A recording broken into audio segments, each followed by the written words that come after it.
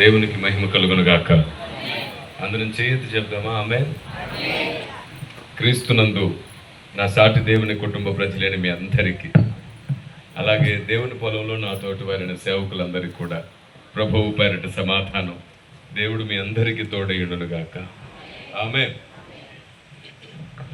అంత మాత్రమే కాకుండా మనం ఈ సభా ప్రాంగణంలోనికి రావడానికంటే ముందు నుండి తిరిగి మనం అందరం వెళ్ళే వరకు కష్టపడుతూ ఉంటారు వాయిద్యకారులు. వారికి దైవదేవులు, దేవుడు వారి ప్రయాణాల్లో తోడుగా ఉండునుగాక. ఆమేన్. ఇక్కడే కాదు, ఎక్కడ సభ జరిగినా సరే జనులెవరు రాకముందు రావడం, అందరు వెళ్ళిపోయినాక వెళ్ళడం వారికి ఆనవాయితీ. అలా చాలా కష్టపడుతుంటారు. చాలాసార్లు వేదిక మీద వాక్యం బోధిస్తున్న మాకు లేదా పాటలు పాడే వ్యక్తులకు గుర్తింపు దొరుకుతూ ఉంటుంది.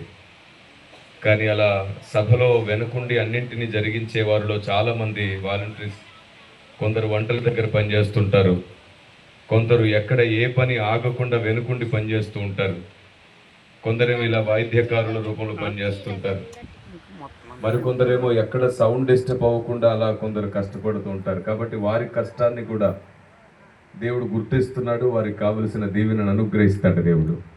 ఒకవేళ మనుషుల దృష్టిలో మరుగైపోవచ్చేమో కానీ దేవుని దృష్టిలో అందరం ఉన్నాం. సమయోచితంగా దేవుడే మనకు సమృద్ధిని ఇస్తాడు. ఆమేన్. ఎన్నో రోజుల నుండి ఒక ఆలోచన దేవుని ప్రజలకు అందించాలని, దేవుని ప్రజలకు అర్థమయ్యేటట్లు చేయాలనే భారం నా లోపట ఉండింది. నేను ఇంటి దగ్గర నుండి బయలుదేరినప్పుడు అనుకున్నాను, ఖచ్చితంగా ఈరోజు సభలో యుగాలలో, తరాలలో మరుగు చేయబడి ఉన్నటువంటి సంగతులలో ఒకటి తప్పకుండా ఈరోజు ఎంతమంది వచ్చినా సరే వారికి బోధించాలి అనుకున్నాను. జనం ఎక్కున్నారా తక్కున్నారా అని చూడండి, నేను వింటున్నారా లేదా అని మాత్రమే చూస్తాను. ఎందుకంటే మీలో ఒక్కరు సరిగ్గా విన్నా మీ ఒక్కరు 1000 మందిని వెలిగించేంత వరకు మండించే శక్తి దేవుని వాక్యానికి ఉంది. Praise the Lord. ఈ కారణం చేత దేవుని ఆలోచన విధానం మీ అందరిలో నాటబడాలని పరిశుద్ధాత్మ దేవుని ఆలోచన. మరి పరిశుద్ధాత్ముడు ఏం చెబుతున్నాడు, అది మనలో నాటబడకపోతే మన భక్తి సంపూర్ణ సిద్ధి పొందదు, మనం బలహీనులం అయిపోతాం. ఆత్మదేవుడు ఏం చెబుతున్నాడో అది మనకు అర్థం కావాలి. మీకు విషయం తెలుసా? కృపావరములు పొందుట, అభిషేకం పొందుట, బలము పొందుట, సామర్థ్యత పొందుట ఒకవైపు, దేవుని గూర్చిన జ్ఞానం పొందుట వాటన్నింటికంటే కూడా మిక్కిలి శ్రేష్టమైనది అది మరోవైపు. దేవుని గూర్చినటువంటి జ్ఞానము లేదా దేవుని సత్యము మనలో లేకపోతే పరలోకంలో మనం చాలా తక్కువ వారంగా ఉంటాం, చాలా తక్కువ వారంగా ఉంటాం. మీకు ఒక విషయం జ్ఞాపకం చేస్తాను. యేసు ప్రభువు మాట్లాడుతూ అన్నారు,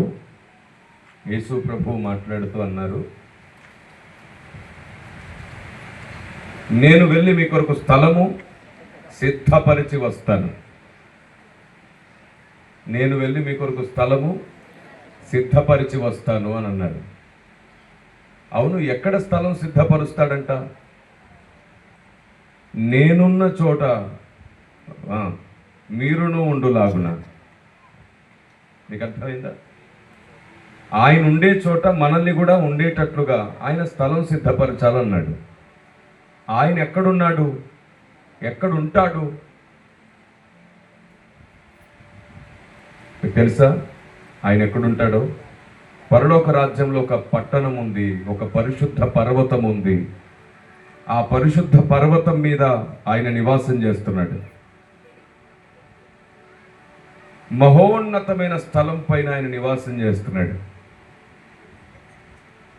ఎవరు ఎక్కలేని ఎత్తైన కొండ మీద ఆయన నివాసం చేస్తున్నాడు. ఒక మహాపర్వతం. ఆయన మన కొరకు స్థలము సిద్ధపరచడానికి వెళ్ళినటువంటి ప్రదేశం ఒక మహాపర్వతం.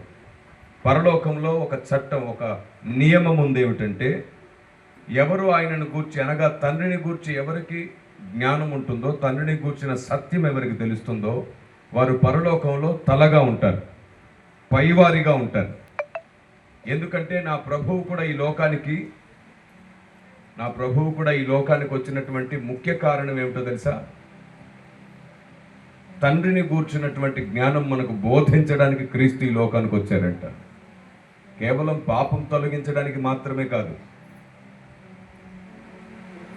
పాపము తొలగించబడి క్రీస్తు ద్వారా రక్షించబడ్డ మన అందరికీ తండ్రిని గూర్చిన జ్ఞానం బోధించాలనుకున్నారు క్రీస్తు.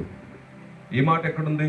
యోహాను పత్రిక 1వ పత్రిక 5వ అధ్యాయము 20వ వచనాన్ని మీరు గమనించండి.